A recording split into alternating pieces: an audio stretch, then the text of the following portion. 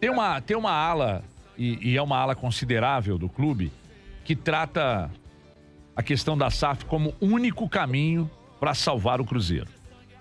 Só que por trás desse único caminho tem uma questão que a gente precisa avaliar, que é de quem as pessoas que comprarem, que negociarem com o clube, que colocarem o dinheiro dentro do clube, essas pessoas conhecem a história, essas pessoas vão tratar a coisa com o devido respeito, considerando tudo que o Cruzeiro fez até o rebaixamento, que é um clube multicampeão, é uma instituição gigantesca.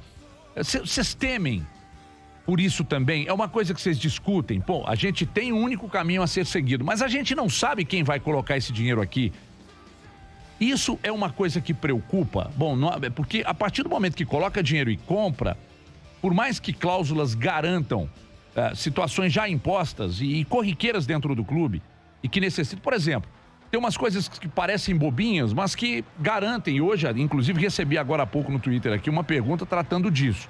Pô, mas quem colocar o dinheiro pode fazer o que bem entender, mudar a cor, mudar nome, mudar... Não pode. Tem cláusulas que garantem. Mas coisas mais importantes que isso, que para o torcedor tem uma relevância absurda e com razão, preocupam. Como vocês não têm a menor ideia de quem vai colocar o dinheiro, sendo o único caminho, tem algo que você levanta como questionamento às pessoas que estão diretamente ligadas à SAF? Tem alguma coisa que incomoda o Carlos e o grupo que apoia essa virada para a SAF, essa venda de percentual do clube?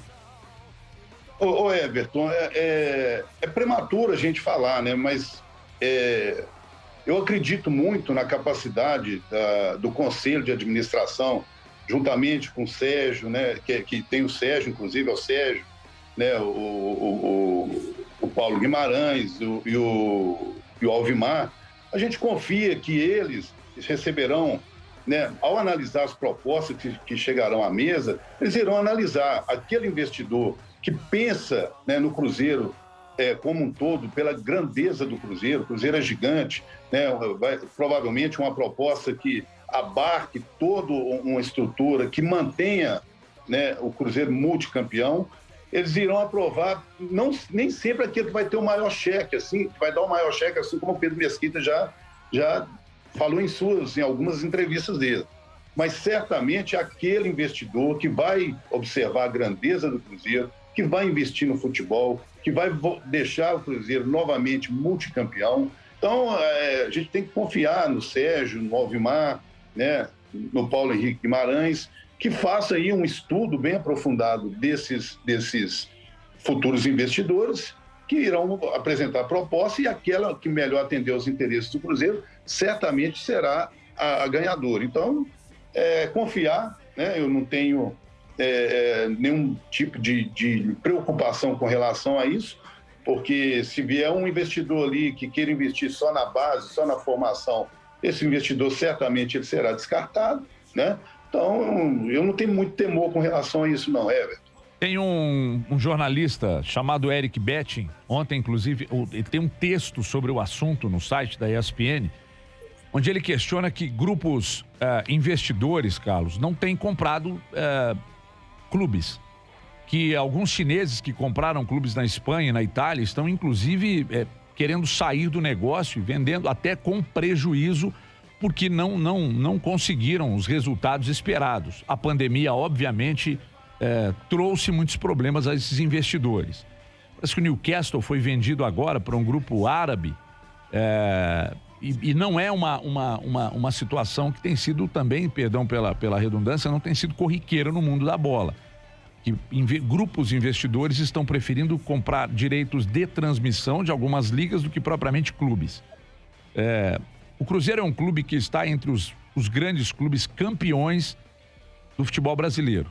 Né? Nas últimas 2 décadas ganhou vários títulos e isso transformou o clube ainda numa instituição de maior relevância. Agora, as pessoas que lidam nesse meio, elas dizem muito sobre, quem compra para revender depois. Quem compra, não compra para ter lucros rápidos. E o que me deixa, por vezes, curioso É natural que vocês trabalhem com otimismo. O otimismo ajuda no negócio.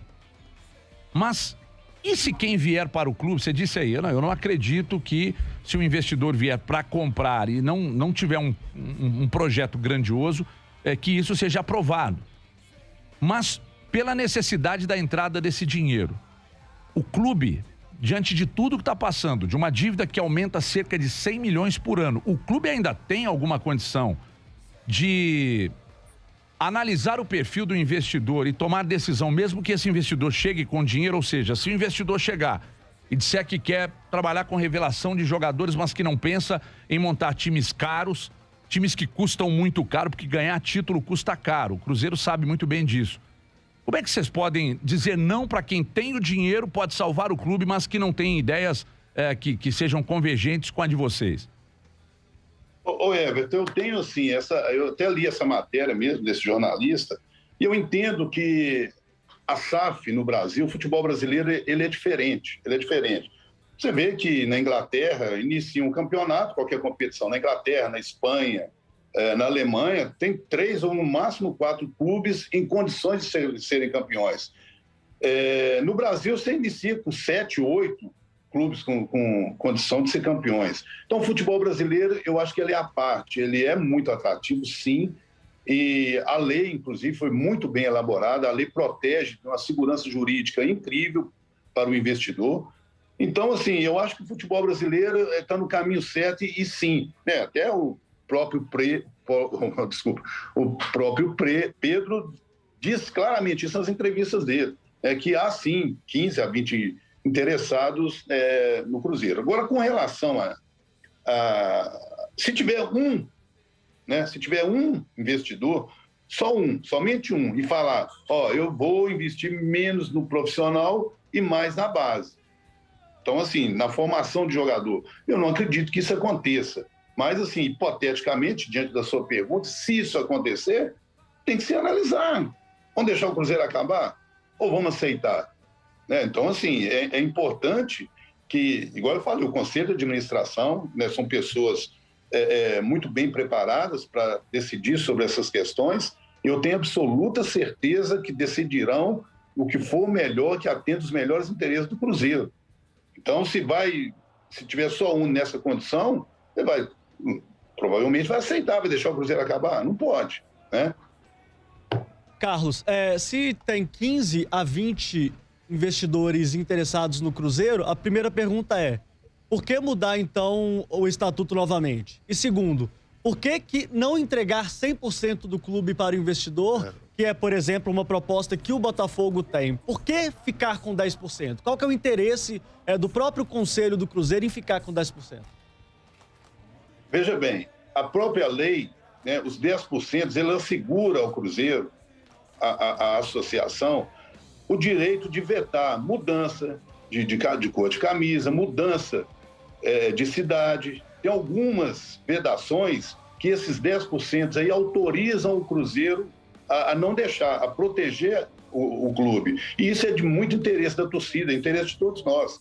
Então, os 10% não é o conselho que quer 10%, que quer gerir 10%, não.